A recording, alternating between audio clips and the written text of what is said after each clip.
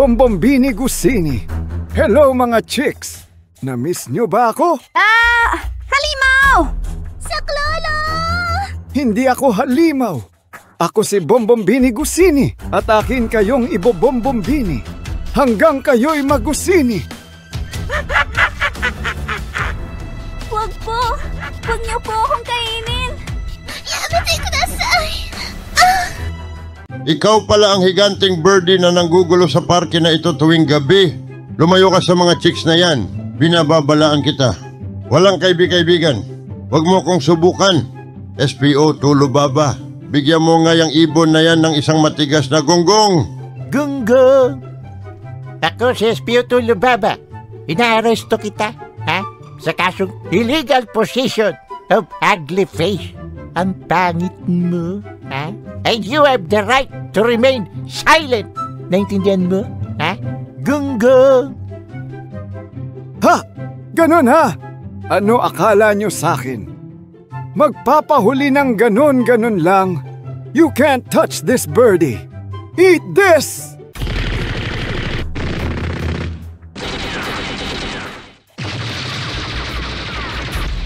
Sabi nang wag mo kong subukan. Walang matigas na birdie sa mainit na kape. Marami ka pang kakaining bird food. Sabi nga nila, birds of the same feather are the same birds. Tell me who your friends are and I'll tell you mine. Walang kaibigan. Gonggong! Ang siya! Wala na talaga tayong nagawa. Lahat tayo ay na-teleport dito dahil sinabi ni Toto na, Aswang Fighters, assemble! Oo nga eh. Mas gusto ko sana kung sa El Nido na lang tayo napunta. At least doon may magaganda at sexy na mga chicks. Hindi gaya dito nagbabarilan. Lagpas na ito sa trabaho ng isang albularyong gaya ko. Tandaan ninyo ang misyon. Kailangan tayo muna ang lumaban kay Bombombini Gusini. Hihintayin natin si Boss G dito. Dala ang kahinaan ni Bombombini Gusini para matalo natin ang ibon na yan. Ang sama talaga ng ugali mo, Toto. Bakit sinama mo pa kami dito? Sinabi naman naming ayaw namin gawin ang misyon na yan. Bakit mo kami pinipilit? Kita nyo na mga viewers, mas maganda talaga personality ko kay Toto. Dapat talaga ako ang binoboto nyo na mas maganda ang personality, mas cute at mas pogi. Asa ka pa, Tipaklong? Kailan naman naging magandang personality ang pagiging duwag gaya mo? At paano mo masasabing mabuting tao ka kung ayaw mong tumulong sa iyong kapwa na nangangailangan? Sige, patunayan mo lang, Tipaklong, na loser ka na nga, duwag ka pa. Pero ako, tutulong ako sa abot ng aking kaya at magagawa. Nakakaiyak naman ang speech mo, Toto. Kahit ako ayaw ko na maging duwag. Handa na akong makipagbarilan kahit water gun lang ang dala ko. Miss Narrator, tanungin mo na ulit ang mga viewers kung sino ang mas maganda ang personality. Mga viewers, round 2. Sino ang pinakamaganda ang personality? Si Lolo Boosting, si J-Ban, si DJ? Ang loser at duwag na si Tipaklong? O ang may busilak na kalooban at puso ng bayani na si Toto, na handang mag-alay ng buhay para sa hustisya at katarungan? Comment down below. Grabe naman yan, ang bias mo, Miss Narrator. Sino pa boboto sa akin yan?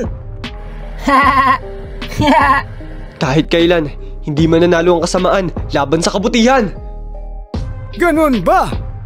Tignan nyo naman nangyari sa inyong mga pulis. Kawawa naman, ha. Above pay grade din nila ang paglaban sa akin. Loko-loko kang salbahe ka. Yeah! Ash. Patawad.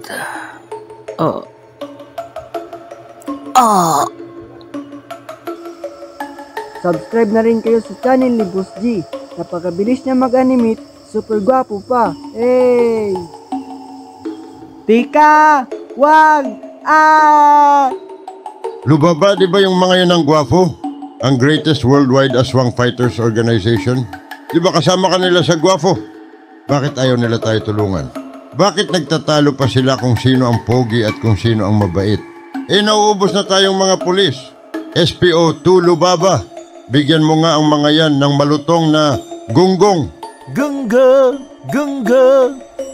Gonggong! Gonggong! Gonggong! Huwag kayong mag-alala. At nandito na si Boss G. Dala na namin ang kahinaan ni Bombombini Gusini. Agad nga kami nag-teleport dito mula sa El Nido. Hindi pa nga kami nakakapagbihis.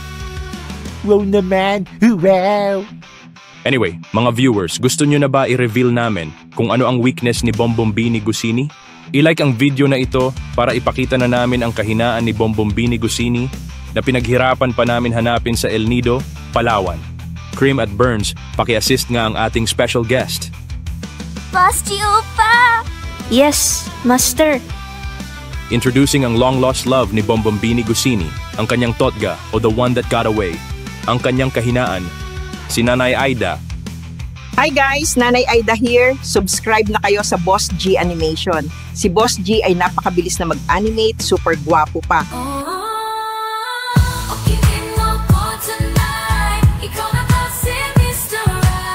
Aida, ikaw ba talaga yan? Ang tagal kitang hindi nakita.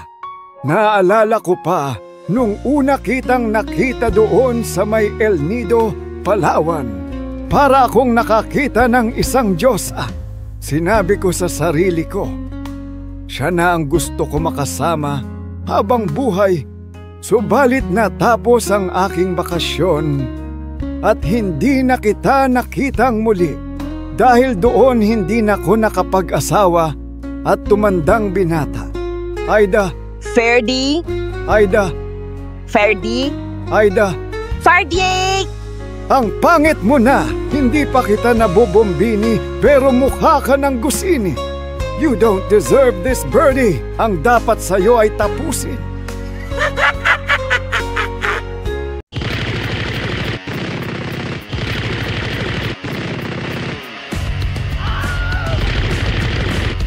Boss G.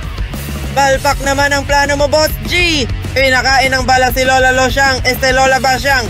Si Lola Aida yon. Hindi ko inakalang psychopath pala si Lolo Ferdy at kaya niyang gawin yun sa kanyang first love. Mga viewers, huwag kayong mag-alala.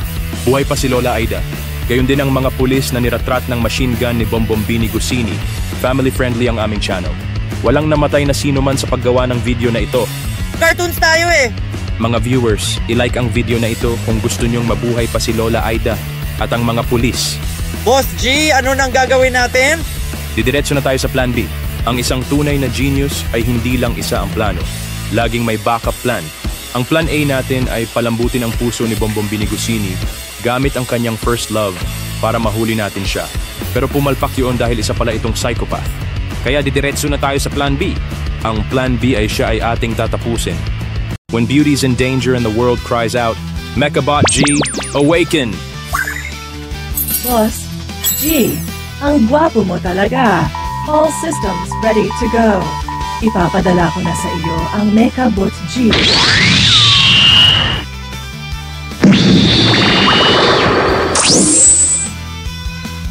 Mechabot G, baliwala yan!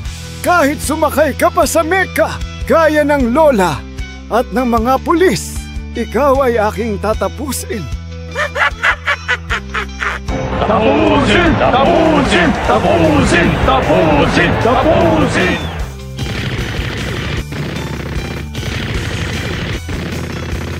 Nagkamali ka ng kinalaban. Ang Mechabot G ay gawa sa adamantium at vibranium. Ito ay bulletproof. Kaya kahit barilin mo maghapon, magdamag ay hindi ka man lang makakadamage. Ako naman ang aatake. Boss G, all systems ready to go. Oras na para iligtas ang magaganda at sexy na mga chicks. It's showtime. Maximum power charge, Mechabot G. /ready. NANI? Toto, I choose you. Tapusin na natin siya. Use Sacred Fire! Para sa buong universe at para sa mga kaibigan ko, tatapusin ko ang iyong kasamaan! Ready? Aim! Sacred Fire!